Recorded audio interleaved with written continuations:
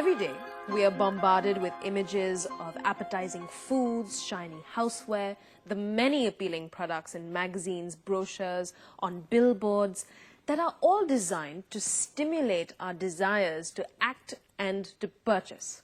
And if you study these images and photographs, you realize that professionals have to spend a great deal of time setting up these shots so that you will stop and look. My crew and I went to Mumbai to meet one such photographer, Ian Pereira, who admittedly has a natural affection and affinity for the inanimate, particularly for food and for jewelry. So our first stop was a restaurant called the Noodle Bar. Now, one would imagine that it would probably be easier to create desire for a person or for a product being used by a person. But how do you create desire for the inanimate? Well, by bringing it to life, which is easier said than done.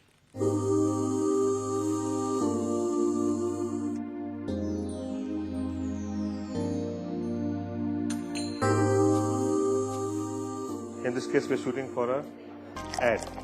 So when you're shooting for an ad, you have to keep in mind that you have to attract the reader. When the reader is looking at the magazine, you have to attract the reader to come into the restaurant. First, I'm composing the shot like we all want the shot to be, with the side, top, adjust the balls. Then the lighting is adjusted. The lighting is quite basic actually for the thing.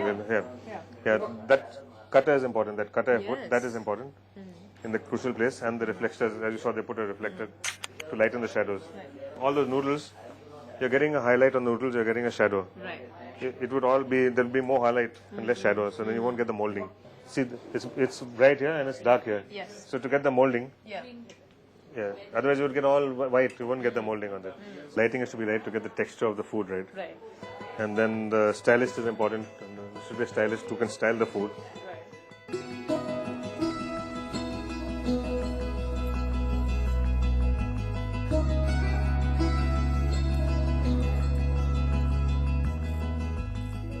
Basically, my work is to make the food look beautiful.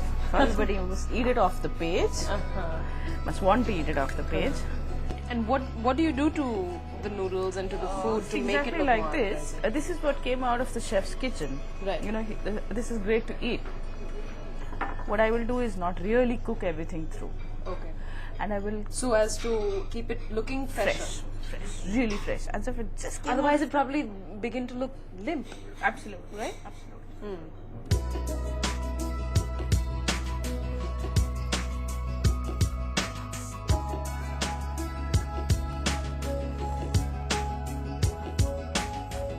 You know, I don't know about the noodles, but this camera definitely makes me salivate. I mean, this is a view camera, right? Yeah. And it's a... Sinar, S-I-N-A-R, Sinar, because I use a view camera for most of my Okay. still life work, industrial work. As a standard.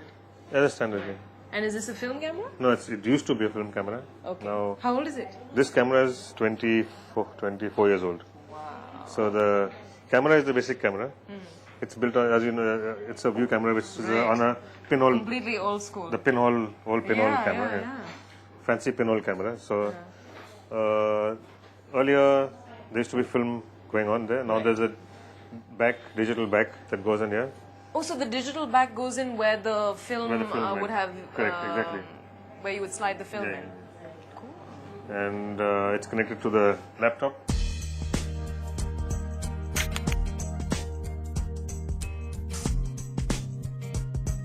Now after the shot is done also you can see the layout. So now it shows that the thing is getting cut. The chopsticks are getting cut. Right. So now we move the chopsticks. What you see here, everything will not print. If it's not lit properly, it will not print on paper. So this is giving a warning that all these areas will go white. So I have the option, if I want to go slightly darker, I can go slightly darker. And that is called technology. It's like a big Polaroid, and if now something like this has to be changed, what we've done,